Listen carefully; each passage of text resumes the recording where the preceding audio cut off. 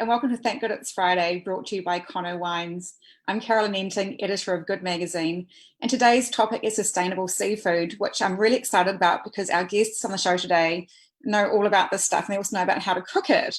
We have acclaimed chef and Martin Bosley from Yellow Brick Road. Hi, Martin. Great to have you here. And we have Karena and Kasey Bird, MasterChef champions in 2014, but since then they've carved a fantastic career and published some books recently. Hi guys, how are you? Hi there, kia ora. Tēnā koutou. Kia ora. And we have Hema Vara, who is our digital editor at Good Magazine. So hi Hema. I thought it was fitting to say that this week is, on Monday it was World Oceans Day. So it's a really cool timing actually, and a really great reminder of how important the ocean is and the benefits for the planet. So absolutely, it's just fantastic we're doing that today. And the idea behind these catch-ups is to support local businesses and to also come together over a Friday afternoon drink. So thanks Conno Wine. Today we're drinking Yes. a lovely Marlborough Sauvignon Blanc. So cheers to that. And we also have some fantastic prizes to give away today. We have 3 sustainable seafood packs valued at $80 from Yellow Brick Road, which is just a great, great prize. And we also have 4 Good Magazine health and beauty boxes to give away, valued at $180 each. So if you want to be into one, go to good.net.nz/competitions and you'll find out how to enter there. So now let's talk about seafood. I'm very excited about this because I'm a little bit like this, and I know a lot of people are like this as well. We're a little bit scared about cooking seafood and don't really know how to cook it. So I thought, as you guys are all great cooks, can you share some easy ways to cook fish and also some of your favourite ways to cook fish? I think for us, the key for cooking fish is you don't want to overcook it. You just need to be very gentle with it. It's quite simple. If you just add a little bit of heat, a little bit of butter or fat, and then you just fry it in a pan, you can't really go wrong, especially if it's beautiful fresh fish. What do you think?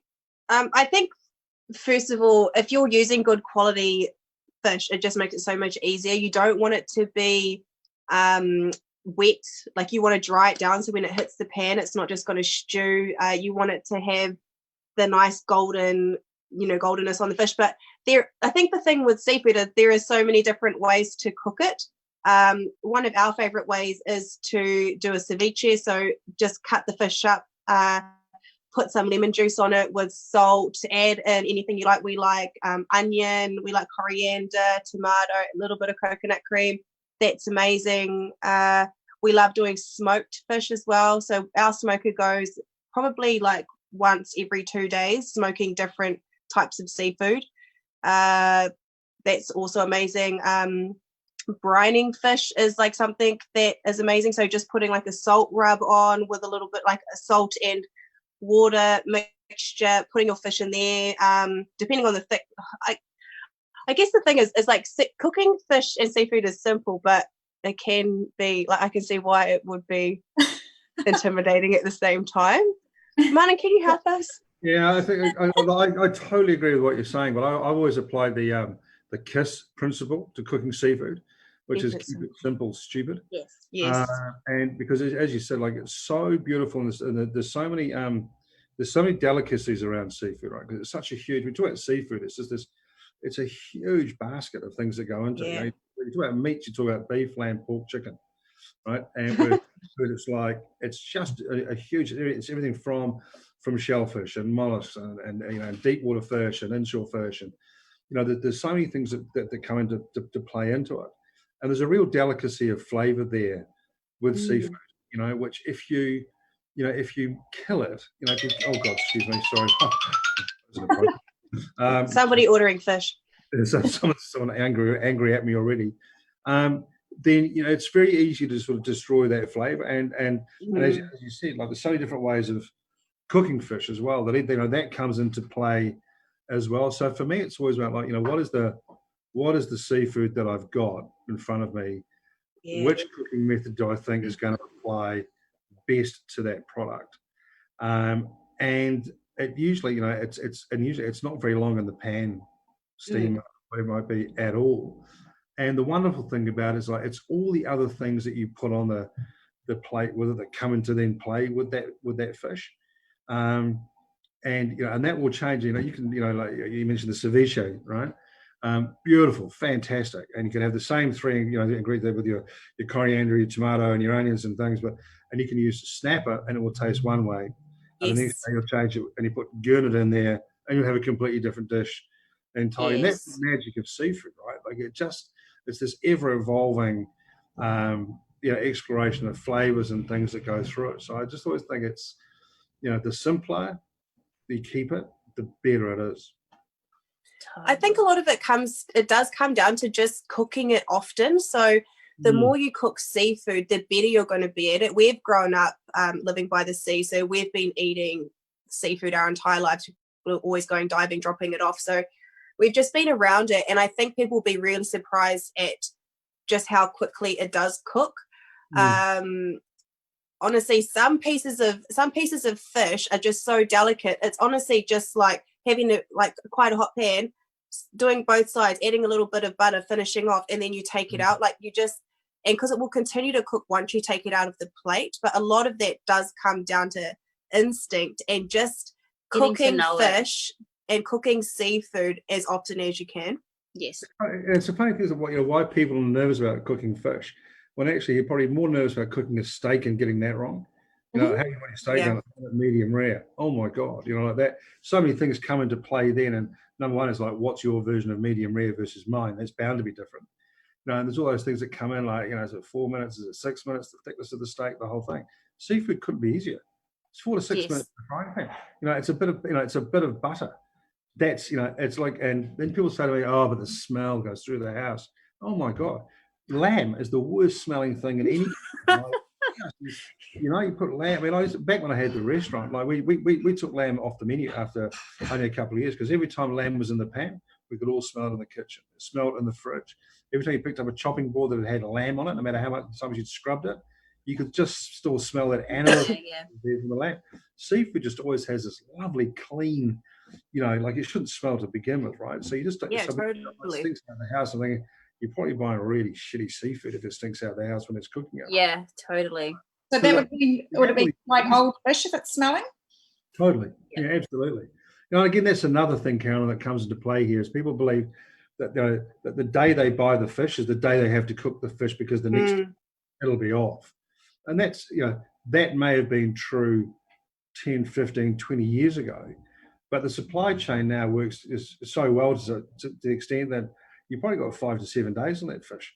Even if you're buying it at the supermarket or you're buying it from someone like Yellowbit Road, the way the fish has been handled and taken care of, you don't need to panic about, cooking it tonight. If it's not cooked by tonight, they'll go throw it away tomorrow.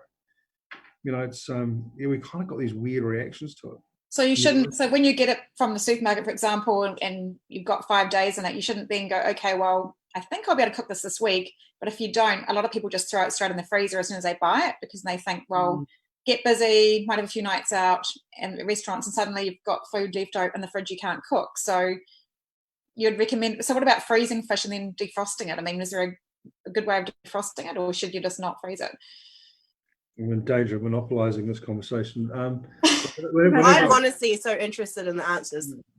I always defrost. There's nothing wrong with frozen fish. Frozen fish can be a very good thing, and especially if it's been frozen at sea. Sometimes it can be better, than fresh. So never worry about frozen fish. If you're frozen at home and you've frozen it while it was still fresh, again, when you defrost it, will still be fresh. If it's old and you froze it, it's still going to be old when you defrost it, right? But, you can't change that. But the key is to defrost it in the fridge and defrost it on absorbent kitchen paper or like those Chuck's cloths or something like that, just so that water that comes out of it keeps the fish nice and dry and it doesn't start swimming around, and all the the ice basically that would have built up in the flesh itself. And if you defrost that overnight, it's just like dealing with a fish fillet the next day. Right, that's good advice, because a lot of people just throw it in the microwave these days and stick it on the defrost function. So I'm sorry, that was just like white noise to me. That was like clearing. You put what in the box of doom? You just put the box of doom. Yeah, that one. Right. Yeah. Right. It was all going so well. So can you tell us, Martin, how Yellow Brick Road operates? So you go Yeah. out, you catch fish, and then No, what happens?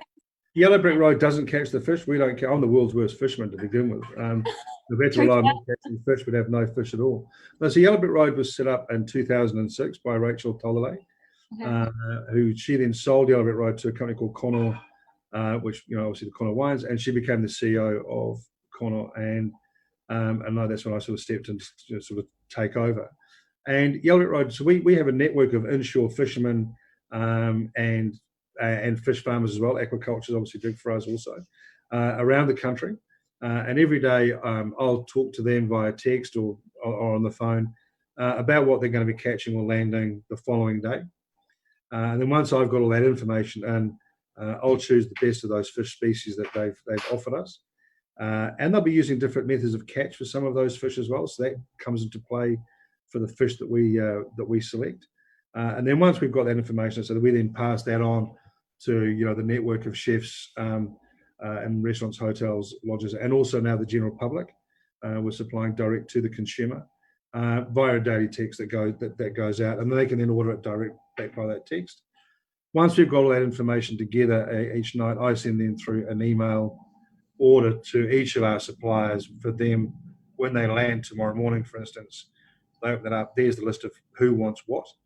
They box it up, filleted if it needs to be filleted or scaled and gutted or whatever it might be, and then we arrange for it to be collected and then delivered overnight to wherever it has to go. So it's arguably the freshest fish in the country by the time you receive it out of the water for no more than 36 hours.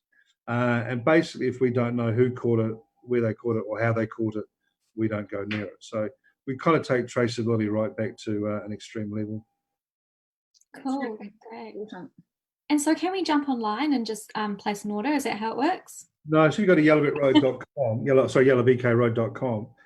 There's a subscribe thing there where you just click on that, which will come through to me, an email. So we don't do online ordering yet. And that's primarily because we were set up to supply trade.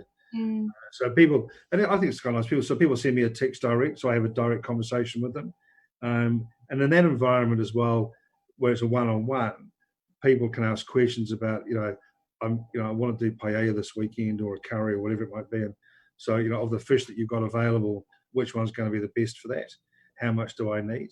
And so it's kind of providing a really safe environment for people to ask questions where they don't feel like an idiot for doing so. And I'd just like to personally say that I use the text Smart and Bosley method quite a lot when I'm ordering seafood. So I'll just send him a text and being like, hi, can I please order this? And then he'll say, what kind of fish do you like? And then I said, whatever you think is the best. And then I just get sent really amazing seafood. So not only do you get amazing seafood, you get this bespoke service by Martin Bosley as well. Yeah. So it's a pretty good deal. If you want in Makatu, I deliver it to your door, but that's the way it is. Yeah. Yeah, so that's also because one of the things that Yellow Brick Road does is we don't just specialise in, that's all right, Diane. We don't just specialise. Thanks, Diane. Tino pie, is lesser known species, right? I mean, I hate the phrase bycatch. I think it does those fish a disservice. Yes. And the same way that we talk about secondary cuts and primary cuts with meat, we shouldn't talk about bycatch in the same way with seafood, right? So we call it lesser known species, and we present that to people as well and say, look, it's, we all talk about snapper being, threatened, whether it is or not is another story. But then, there's other fish that you can use in place of snapper, which is often those lesser known species are cheaper as well. Some of those lesser known species we don't value here at all, yet we export them and they get sold overseas at ridiculous prices because they're highly prized. For instance, is there sort of like a movement? Because I remember when I was younger, my my grandparents would cook like lamb shanks and pork, like the cheaper cuts of meat back then. But because chefs started using those cheaper cuts and like doing them slowly, and then they became like a popular thing on the menu. And now when you go to the supermarket, lamb shanks are too expensive to cook, to cook how they used to be cooked. Is that happening with seafood? So say like instead of just seeing snapper on a menu, you're going to be able to see like all of these other lesser known seafood varieties, which will then educate the consumer and then have, like, you know, people every day wanting to try different types of fish rather than just snapper and It's gurnard. interesting. That's a great question. I mean, I remember back when, you know, you use the lamb shank analogy there, and back when we had the brasserie, which is 25, nearly 30 years ago, and back in 87 when the stock market crashed, we were putting lamb shanks on the menu. They were 90 cents each, and when I ordered them the first time from the butcher, he said, "Mate, that's dog tucker. What are you doing? Put it on your menu. You can't do it." Right? Wow. And look at where they are now, right? Yeah. There was an education around that process of why would you have lamb shanks, you know? And the thing with lesser known species, that driver has to come from two places. One, it has to come from chefs who are willing to take a risk and experiment and go, okay, I'm putting sea perch on my menu. No one really knows what that is. But then you need a consumer that's also willing to give a new species a go, but also says to the restaurant or the chef at the same time, going, hey, you know, why is it always snapper on your menu? Because a lot of the chefs that we'll talk to, for instance, will go, what other fish have you got? I don't want the same fish. I want bycatch or lesser known species. And I go, okay, we've got all these different fish. And they go, oh, that's great. Look, I better just get the snapper anyway, because that's all my customers want. And I go, well, you know, that's all your customers want because that's all you keep offering Giving them. them. So yeah. there's got to be a meeting. I think that it's, you know, it's got to meet in the middle somewhere there, where a consumer goes, I'm sick of seeing snapper all the time. I know there's other fish out there. And a chef or restaurateur that goes, you know what, let's look at what else we can do here in that sustainable fish space that's not always about, I keep using snapper as an example, it's probably a bad example, but, you know. I know Auckland does love their snapper. Oh, So, yeah. then you go down south and it's got your lovely blue cod. So talking about sustainable fishing, I mean, what about the quota system and how that's been working? Because I remember when I was a teenager, I think, and orange roughy was being sort of endangered because it was deep sea trawling, and so we, you know, my mum always made sure that we didn't get orange roughy when we went shopping, and you know, now there's, and then the, you know, Forest and Bird had that seafood guide there for a while, and you know, you went through going, oh God, is there any fish I can actually eat on that guide, you know? So, and it's changed now. Martin, you were saying before we came on live that orange roughy is now sustainable, and the quotas have come back up. Yeah, I mean, orange roughy now has MSC certification, which is the Marine Stewardship Council certification, which, you know, says it's a sustainable fishery, and I did that, and that's the QMS, the quota management system at working. You know, they're kind of like, does it work? People say it doesn't work. You go, well, look at orange roughy. That was a fishery they said would never, ever, ever recover in our lifetime. Well, now it's recovered to the extent where it's got a sustainable fishery certificate, you know, wrapped around it, which suggests that both in terms of marine management, stock management, catch practices, that fishery is sustainable, right? So you know, the QMS is always going to have its detractors, and no system is perfect, but it is arguably the best in the world, and it is working. You know, Hoki, you know, is not far. In fact, I think is this Hoki have MSC now? It's nearly yeah. So you know, the Hoki fishery is Marine Stewardship Council certified as well. You've got Cloudy Bay clams, who are Friend of the Sea certified as well. You know, these are worldwide organisations that are, you know, that are heavily invested in sustainable both fisheries and agricultural management as well. So yeah. So I mean, I remember those days of the orange roughy you're talking about, Caroline. You know, but now, you know, but I still see people going, not going to go. Are there plenty more fish in the sea? Yes, you know, like there's, you know, we fish like a postage stamp amount of, you know, fisheries coastline in this country. Right? There's a lot of fish out there. There's a lot of coastline to be fished. A lot of it is under marine conservation supervision, so it can't, you know, so it can't be fished. Our problem is that we kind of buy the same 4 species when we go to the supermarket, right? Yeah. Yeah. In fact, you know, there's around 600 varieties of fish which we don't catch but could catch in this country, most of which have got a QMS wrapped around them, right, to make sure those stocks are sustainably managed and fished. You know, you've got fishermen that voluntarily are taking cuts in their catch because they're noticing, say, a reduction in the fish stocks or whatever. So they're going, right, you know, we won't, you know, by 40 tonne. Well, you know, I think it was Hoki a few years ago. They voluntarily, you know, took a reduction in their quota to make sure the stocks were there.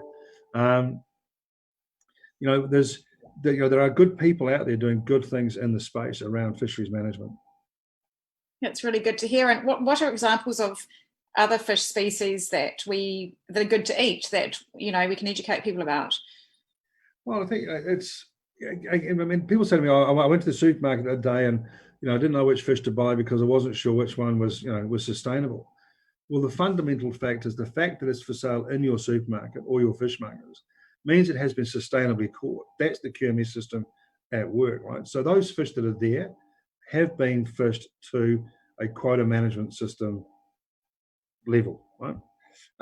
It's about people going and approaching if you go to the meat counter, right, and you want to do roast beef for dinner, but there's no ribs of beef that you want, there you go, well, I'll do roast pork instead, or I'll do roast lamb instead, or I'll roast a chook, right? You're still going to roast a meat, that's what you wanted to do. We tend to approach the fish counter and go, right, I wanted to do blue cod. And there's no blue cod there, right? So we freak out and go, well, without blue cod, I can't do my dish. I can't make dinner. I need to do something else, right? I need this only works with blue cod. Yeah. Blue cod's the fish we know, right? And so true. And you mentioned before, Caroline, snapper is Auckland's fish and down south is blue cod. If you want to talk about a regional cuisine in this country, it's around fish. It's not about the fact that in Owakuni we grow carrots. Well, it's not you go to Owakuni to get the greatest carrot dish in the world there, and they've got the carrot festival. The pilgrims come from all over the world to see a carrot from Owakuni. It's not what happens. But talk to people about their fish, and it's what we're catching locally when we go out in our boats and we fish off the coast. And in Auckland, that tends to be snapper. Down here in Wellington, it's tarakiki and butterfish. As you say, you move down south, it becomes blue cod. You get further down the south, and they'll start talking about their flatfish, their turbot, their brill. Most people don't realise that we catch snapper off the west coast. Everyone kind of thinks that snapper tends to be a Northland, Whitianga, Hauraki Gulf type fish. Yet there's lots of it on the west coast. You get some beautiful snapper being fished out of Taranaki. Right, so so as you move up the coast, you'll find different fish because there's that local thing becomes that sort of regional cuisine. So that tends to be the fish we cook. Right, so it's about people going, right, there's no snapper, but there's moki. I'll get some moki instead. I'm thinking different. Coming for a question, Martin. So Tina would like to know which of the lesser known species is your favourite? Oh, yes. I just love fish. That's my problem. But I think,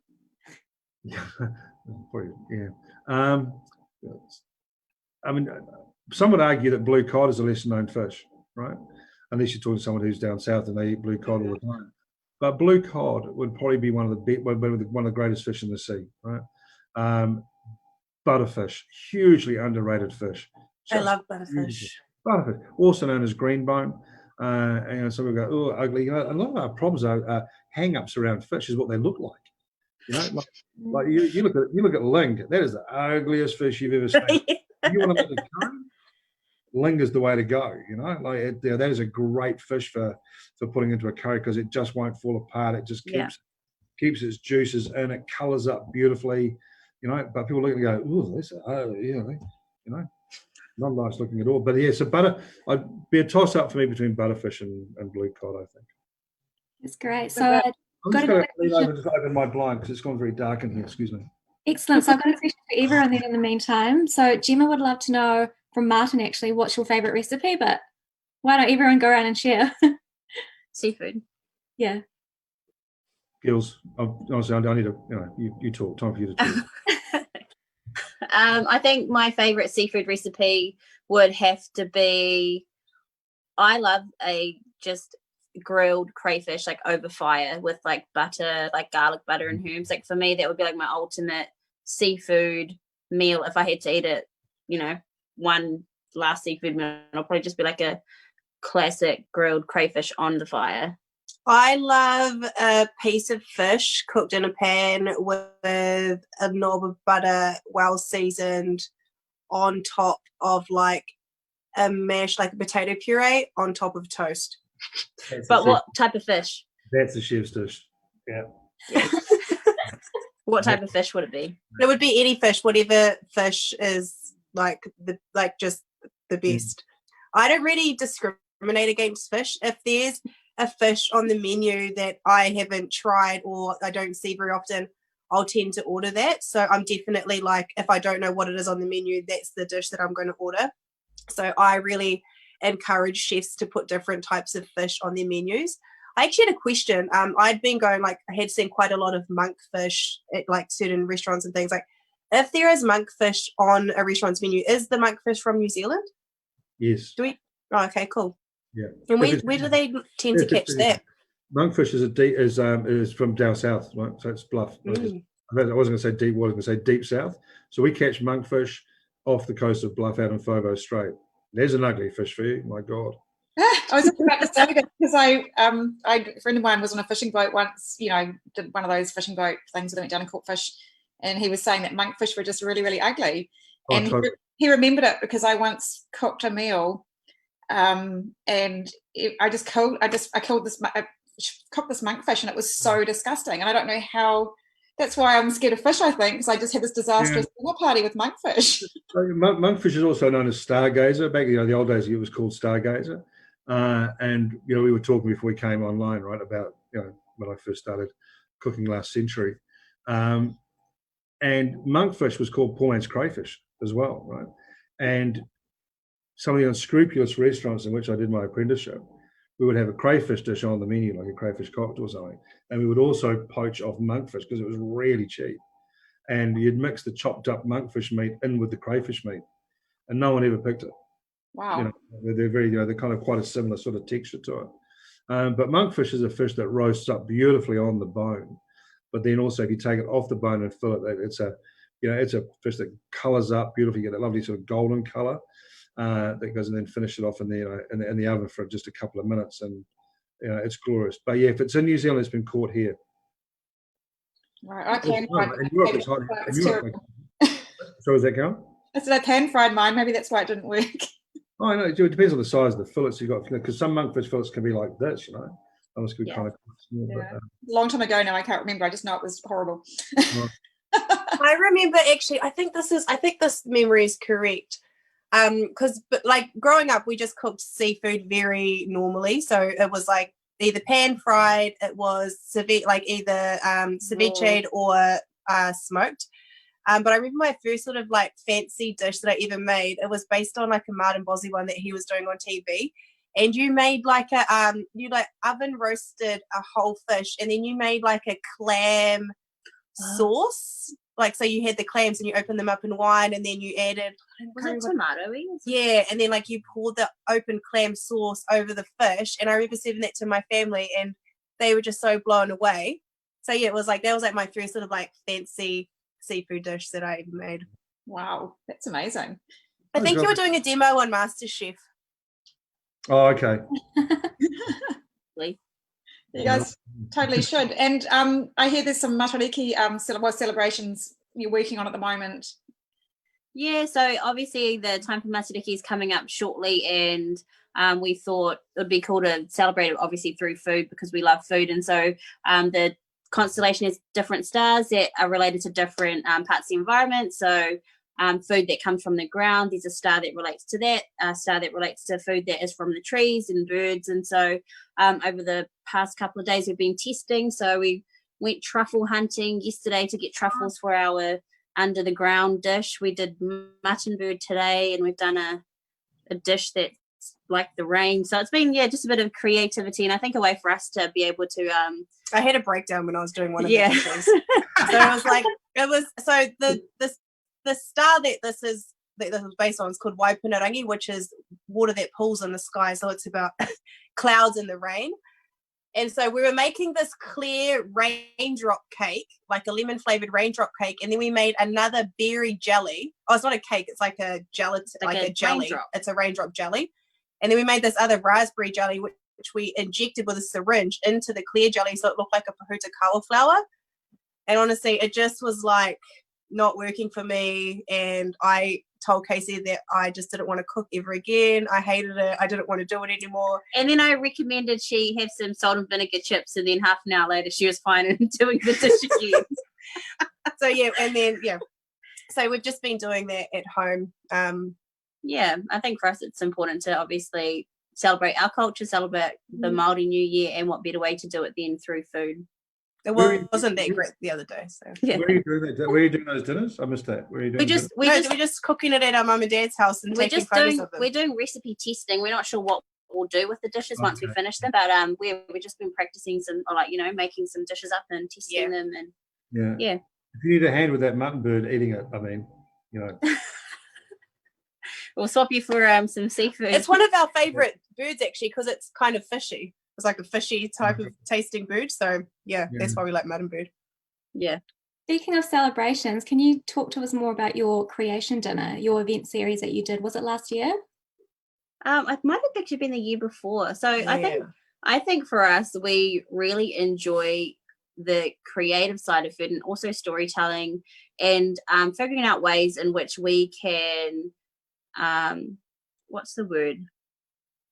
Like, we'd like to tell stories through food. So basically what we did was we told the story of the Māori creation where Rangi the Sky Father and Papa Tuanuku, the Earth Mother, were separated, and it was voiced over by Scotty Morrison.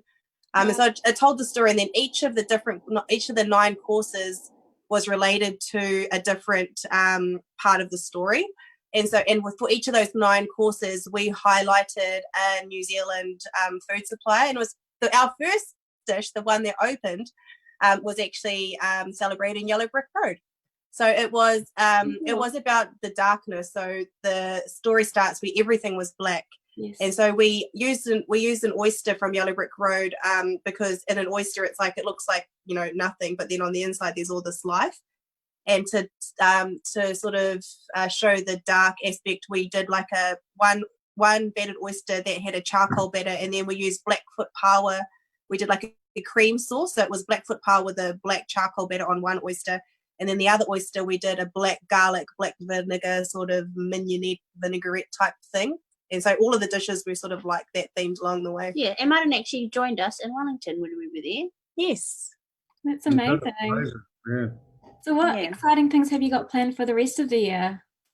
So I think for us, our year has changed a lot. We had lots of obviously travel booked in, and we do lots of things overseas, promoting New Zealand food, and all of that has been cancelled. So I think for us, we've been looking at, obviously we've been doing more things online, and then a few more events are starting up now. And we're doing a promo with Kono. So if you go into Liquorland and buy a bottle of Kono wine, you go on the draw for us to cook a dinner at your house. Yes. So we could be at anybody's house anywhere in New Zealand cooking your dinner. Yeah, so that's actually starting up in the next couple of weeks. So if you keep an eye out at Liquorland, you should enter Martin. Do you know one time actually? Okay, I need to tell you the story about Martin Bosley. So no, we don't need any stories. Pardon? We don't need any stories. No, I need to tell you. So my first ever fine dining restaurant was Martin Bosley's amazing restaurant in Wellington Quay, and so down on the Wellington Quay. And so I went there, and it completely changed my life. And I was like, this fine dining food is just mind blowing. Like, I have to eat at these types of places for the rest of my life. Anyway, when I found out that Martin was going to be part of like the Kono whānau, because we'd been working with Kono for a few years before that, we were doing an event down in Nelson. And so Martin Bosley, this amazing chef, and us, we're going to be cooking like a dish for dish at this fundraiser event. And usually when I go down, I ride in the front seat all the time. So I get the front seat. But Meg from Kono, one of our like closest people that we work with there, she said, oh, we've got to go swing around and pick Martin up from his hotel. So I made Casey get in the front seat so I could sit in the back seat. And so I was sitting in the back seat waiting for Martin to get in the car. And he jumps in, and I'm sitting there, and I was like just so starstruck because I was like idolized Martin for ages, and I'd looked at him and I was like, just told him everything. Like, I didn't act cool or anything like that. I was like, you're amazing, I think you're so cool, we're gonna be best friends, like, oh. And so that's how I met Martin and made him be friends with us. And he actually told us that he had to go to a house once for a private dinner when he was a chef, like what we were doing, where you go to someone's house and they were nudists. Oh no! Gosh, it's terrible. Yes. Yeah. What did you cook? Seafood? I did. One of the courses was a clam dish. Make of that what you will. Instead of Samantha covered in sushi. Yeah, thank you for that. That was very kind of you, really sweet of you to say all that stuff. Thank you. Oh, it's one of my favorite stories that I tell people when they're like, "Do you know Martin Bosley?" And I think, like, do I ever? Made him be my friend from day dot. Fangirling since day one. I love that. Yeah, totally. To be honest, we were pretty starstruck ourselves when the emails came through saying both of you were going to appear on the live stream, and then Martin's email came in. I nearly fell off my office chair. Well, all for the love of seafood, right? Sorry? All for the love of seafood. All for the love of seafood, yeah. Yeah. I'm never doing, I was just, when you said you were going to do a meal where you just go to someone's house, anywhere in the country, and cook it, I was like, hey, good luck. Good luck. Yeah, so that's happening for Matariki, actually. Yeah. Wonderful. Yeah. You may want to put a rider in that says guests must be fully clothed. At all. Nah, I don't mind. I think it'd be a cool story. If the naturists look like models from a Coca-Cola advert, maybe, but this one, they were more like a Ryman Village Homes advert. Yeah. Oh dear.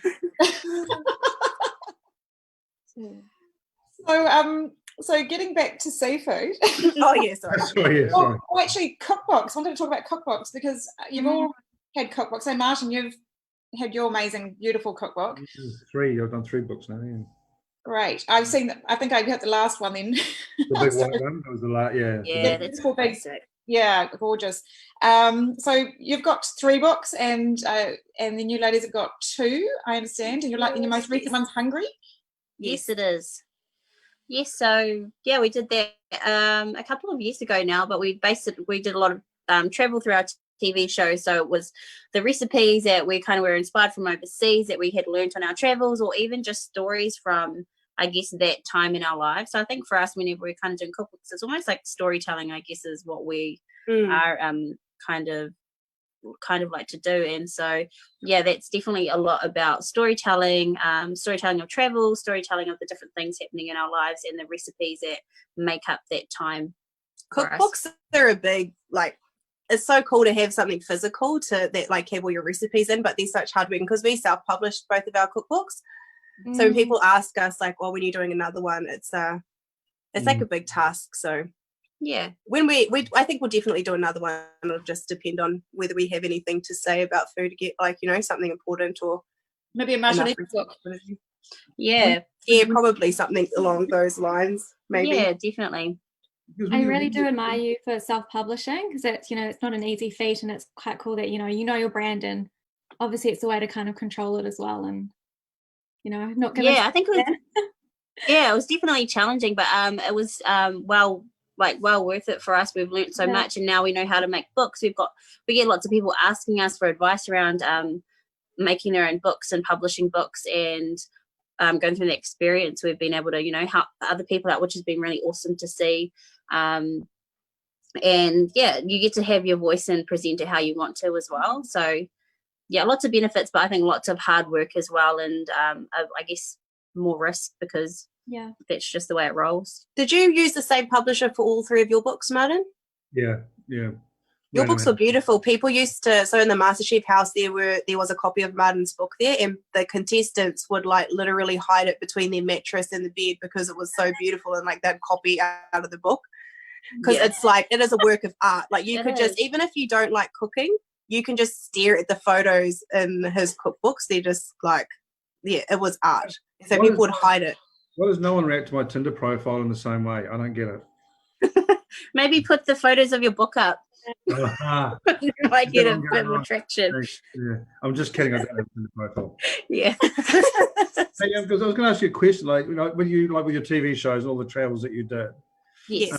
Which were epic, right? I mean, every episode of those shows, I'd watch and go, no way, you've got to be kidding me, right? Like, the environments that you're in, like, some of them was unimaginably tough, right? It actually was, and I think for us, what people don't realize, it was real life. So obviously it's TV to a certain extent, but it's not the events that we were catering for or doing. They were actual weddings, they were actual events where the New Zealand ambassador and all these media people would be there. So for us, the actual task was real life, and when we're in that moment, it's like the filming actually almost felt like it came secondary, because the reality is we're still having to serve these people and work under these conditions. So for us, filming, like obviously the travel was amazing, but I would always feel so much anxiety in the lead up to whatever it was task that we were to do at the end of the week. So yeah, I didn't want to do the second season because there was so much stress from the first season on those last cooking days. And I think the added pressure also was that for that entire week, you had gone to different people's homes, you had gone into people's restaurants, you had like learn about their culture, and they'd like some people told you their great grandmother's recipe for a dish, you know, and then so you're trying to recreate it, and you're wanting to do, you know, the best job possible because you know how special that dish is, but then at the same time you're given 3 hours to cook like 4 different dishes for a bunch of food bloggers from a different country who have no context of sort of like who you are, and then you've got 4 gas burners and no oven and a rice cooker to cook in like a domestic kitchen. So it was honestly like one of the hardest things that we did, and we were glad that we were able to do it. But yeah, it was a hard time. But I think from that now, it's like any situation, it's like we feel like it's like you're almost battle ready now because we've been through all of that. So no, I just have a list of requirements now. I'm like, I'm not going to cook unless I have an oven. Yeah. Unless I have at least 3 fry pans. Like yeah. So, but it's definitely trained us. Yeah. Sometimes it looked like you got emotionally caught up in the story as well, like the people were sharing with you like seemed to have a profound impact on you. And do you think that's the thing that food does? Like food just like kind of has that, like around the hearth, around the oven, the chopping board, everything like that, stories get told, right? And you learn about them. I think that's what we found from traveling to so many different places and different people's homes is that food, when you boil it down, is the same for everyone. It's about family, it's about connection, it's about spending time together, and it's also a very personal part of people and who they are and why they are the way they are. So you travel to a country, and from the food you can tell what's happened there, who's been there, who's conquered there, who's who have been colonized, and you see that all through the food, and that's told through the food. And there's some really like classic examples like of that, such as the banh mi in Vietnam. We have pate with marinated pork and pickled vegetables. It's like the combination of those ingredients, it tells the history of a place. And I think people also sharing the stories of their family and what they've been through, you can't help but connect to that, because I think, for everybody, when it comes down to it, that's what food, that's what food is. It's about connection. Yeah. I think on a really basic level, fundamentally, eating and drinking are the only things where you use all 5 senses. So where you use your taste, your sight, your smell, your touch, and what's the other one? The sound. So that it hears. So on like a basic human level, you're using every part of all of your senses to consume this into your body.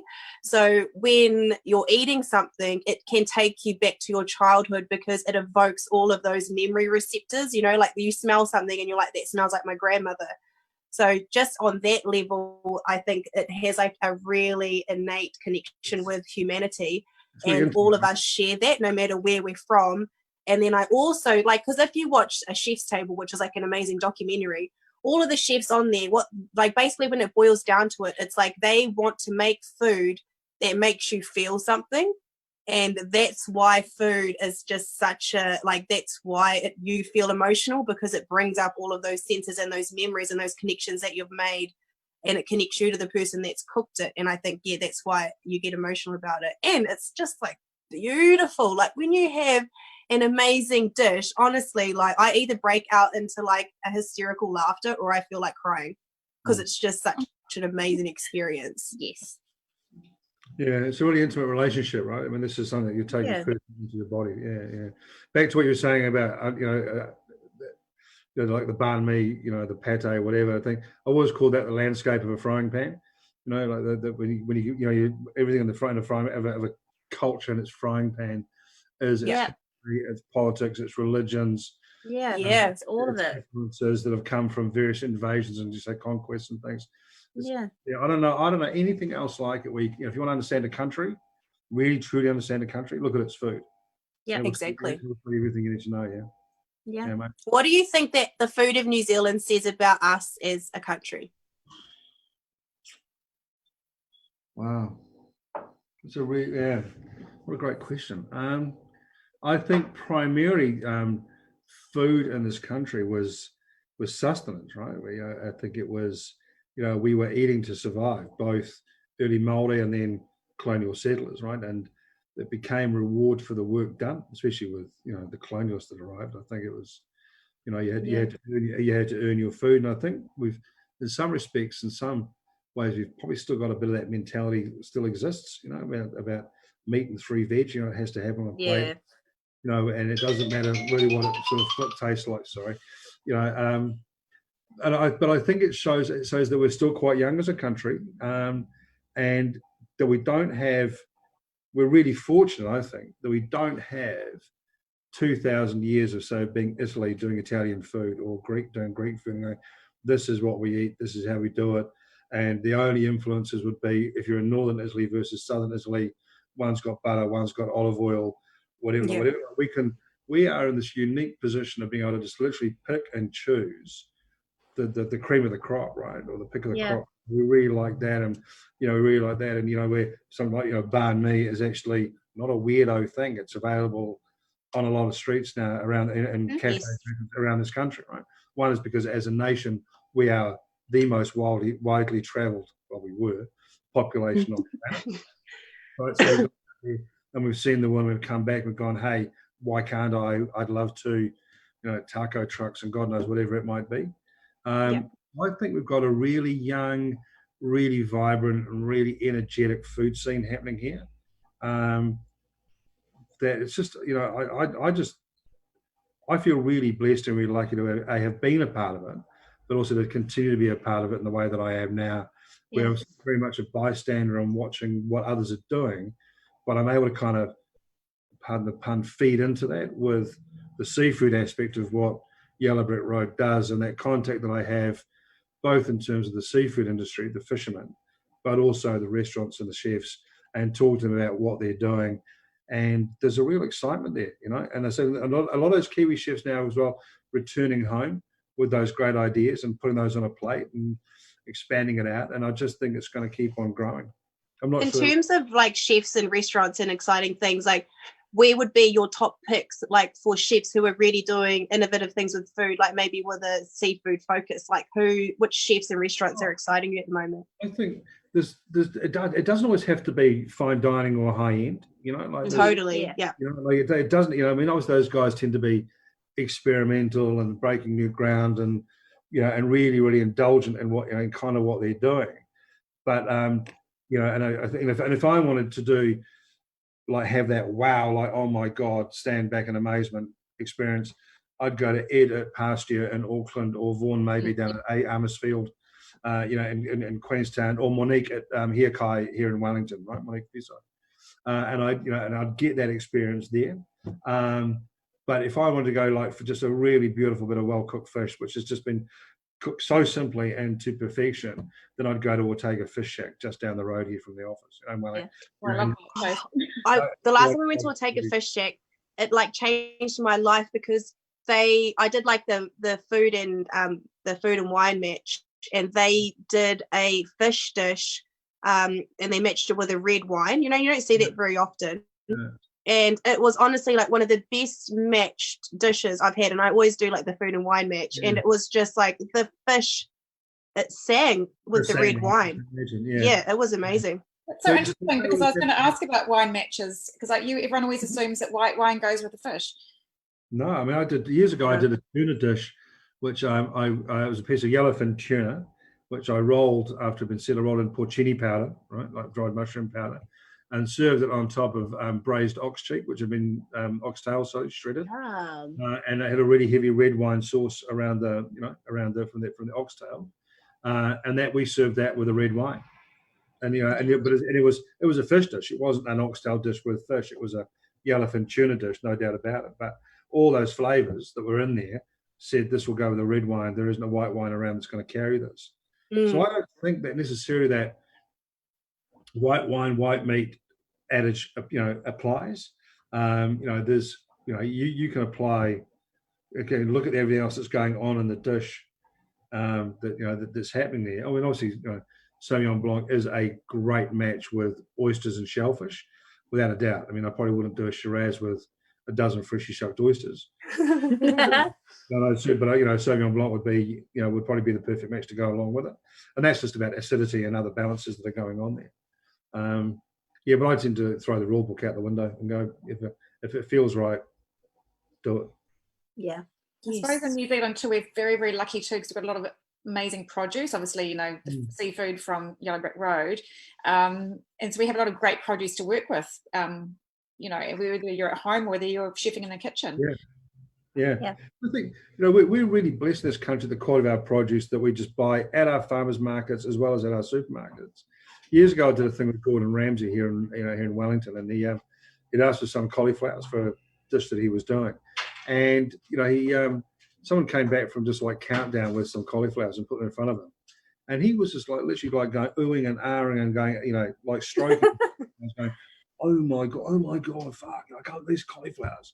He's like, where are these from? I want to meet the grower, and it was like a grower's called Countdown, and he's like a big.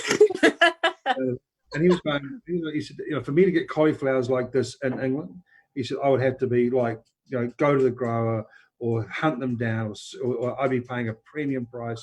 And he was, the leaks that he saw as well. He said, I'd be paying a fortune for produce of this quality. It's like even when people come over from overseas and they're like, oh my gosh, there are dirt on the potatoes at the supermarket in New Zealand. Like they can't believe that you can tell they're from the ground. From the ground, yeah. Yeah, nothing's individually shrink wrapped and whatever. So, we are, you can do a really simple meal in this country of just like very simple ingredients, and it's going to taste amazing because the ingredients are so good. Yep. I think maybe you guys should work on a book project together about New Zealand. Did you not hear what they said about writing a book before? Yeah.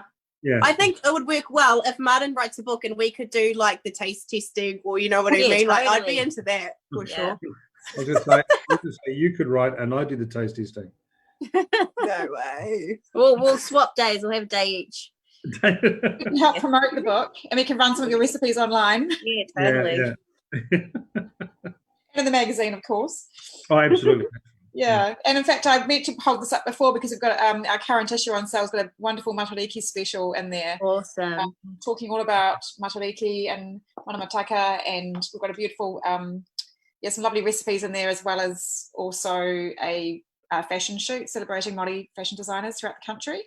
Great. Cool. Exciting. Really gorgeous. That's the thing. If we just went by the Māori calendar, it would actually only be New Year's now, so we could start 2020 right now. Yeah. Right now. Next month. That's not bad. We just started again. I'd like to do that and go. Yeah. We'll just start from the Matariki New Year instead. Yeah. That's the 25th of June this year. Is that the day? I'm not actually sure when it rises. So basically, the thing is when the star rises. So you're not actually completely sure like when it's going to rise. I think it's apparently it might actually rise a week later because there's it's different in every region. So it's not like sort of like on the 31st at 12 a.m. it's the new year. It's sort of like when you see this particular star cluster rise, then that's when Matariki starts. So, and like you might be able to see it in different areas of the country before you can see it in other areas. So yeah, it's all different. All different. Hey, all right. Oh, that's good to know, because I was hoping I was trying to plan to have a Matariki dinner at home. You can still have a dinner And you can still celebrate it. Yeah, my partner's away at the moment in Wellington. He's been down there since level 3 on a project, and so he gets back the week after. So that works for me, because I was thinking, perfect. 21st he's not here, but we'll just make it another week later, and then it'll work. Yeah, definitely. And go to the dance naked under the stars at a later time. Yep. Yeah. Well, it's pretty amazing. We want to do a stargazing tour. We've also got this gorgeous story in the latest issue. I went down to Horizon Tours in Dunedin, and they've got the most incredible tour down there, and you lie in these zero gravity chairs and they tell you all about stars. I saw on the news those stargazing down in Dunedin. Amazing. What's a zero gravity chair? Basically, you just it's great example of it. You just lie back in it, and it just when you lie back in it, it sort of flips you up so your legs aren't on the ground, and you're just sort of balancing, and you're looking at the stars. So yeah, it's cool. And they also give you hot soup and garlic bread in winter, and hot kawa tea, and or coffee, or whatever you want. What kind of soup was it? I'm not sure actually, because I didn't get the soup because I went in summer, and I was told they had soup, and they did soup and garlic bread when it was really cold, and I was there and it wasn't that cold, so I had a cheese board. Oh, nice. And I had a popcorn and lolly mix. So it's not like going to movies, really. Yeah. Nature movies. VIP nature movie experience. So yeah, it was great. But things are always. It's funny. You're talking about food before and traveling. I, all the travels I've had around New Zealand and also overseas. You remember your travels by the meals you had and the people you had the meals with. Yeah, and the ones that really stick with you, and you go, oh my god, remember that food in that place and that place, and then when you come back home, as Martin was saying before, you're searching out places that can maybe cook that lovely hot soup that you had in Thailand, or Central American food, anything. And I was so lucky that we've been able to travel so much. I really hope that opens up again. I'm not sure when it's going to, so yeah. I think that's the thing for us. Like, we really enjoy being at home. It's been amazing to just be with our family and reflect and reconnect. But I think that's probably the one thing that I miss, is obviously being able to travel, when you want. And yeah, I think. But if you had to be in this current situation anywhere in the world, you definitely want to be in New Zealand. Yeah. Like, we smashed it. I was sitting here in New Zealand going, oh, there's nowhere else I'd rather be. Like, yeah, we got amazing. We got food. this on lock. Yeah.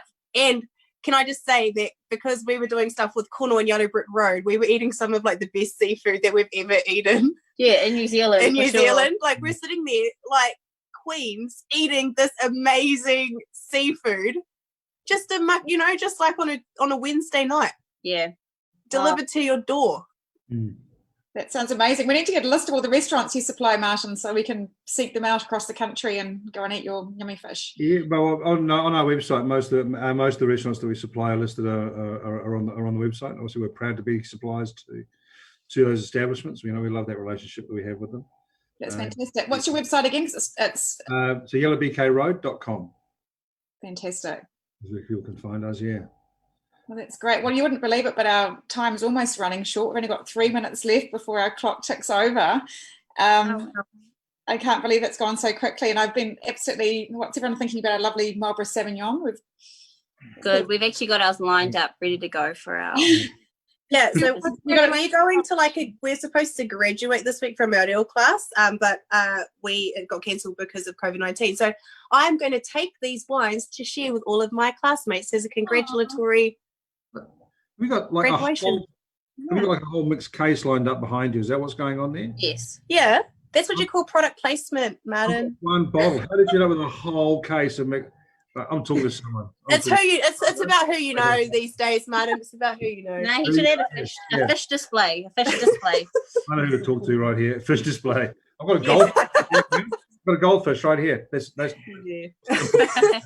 Erica's not the goldfish. The goldfish is next to Erica. Awesome. Well, congratulations, guys, for graduating. That's Thank you. Fantastic. Thank you very much. Ngā mihi kia koe. Well, ngā mihi for you guys being here on the show today. It's been such a delight speaking to you and reconnecting, and I know we could just keep talking for way longer. And I wanted to talk about lockdown as well, because what we were cooking in lockdown and the memories and things, but we won't have time for that. But I guess does anyone want to share one quick, we've got 1 minute left, does anyone want to share one more moment or thought about sustainable seafood or New Zealand? I think if anyone's thinking of like trying out the Yellow Brick Road seafood, this is like the perfect opportunity. You get to talk to Martin, but also like you will see the difference it makes with your seafood and the seafood cooking. When you have good quality seafood, it's like so hard to go back to the other stuff. Honestly, like I can't recommend it enough. And it's just like, it's such a treat to have amazing seafood. And it honestly like makes you appreciate our country so much more, because it's like comes out of this amazing fresh water by people who are experts, catching fish in a way that shows that they care about it, and then it arrives at your door and it tastes amazing. Like, honestly, we're so lucky in this country. Yeah, we're you just can't go so wrong. lucky. Yeah, I agree. I think, I said to my daughter just the other night, I said, we didn't just win Lotto, we won Powerball by living here, didn't we? Well, it's amazing. Yeah. Yeah. So fortunate, and for many, many reasons, but I think, one is how we eat. I guess a final thought for me would be brave about your seafood. And the next time you go up to the fish counter, make a different choice from what you normally make, and just expand your repertoire out. And like fish is amazing, right? It's all species, they've all got a different quality to them, a different flavor profile to them, just like give it a go in the same way that you learn how to cook lamb shanks, learn how to pan fry a piece of goon as opposed to piece of snapper. And just because you had a bad experience with your monkfish, just try it again. I will. Well, that wraps it up for us today, guys. So thanks for joining us for Thank God It's Friday. Cheers. And Cheers. Yes. Really. Yes. Thank you. Nice to see you all. Thanks.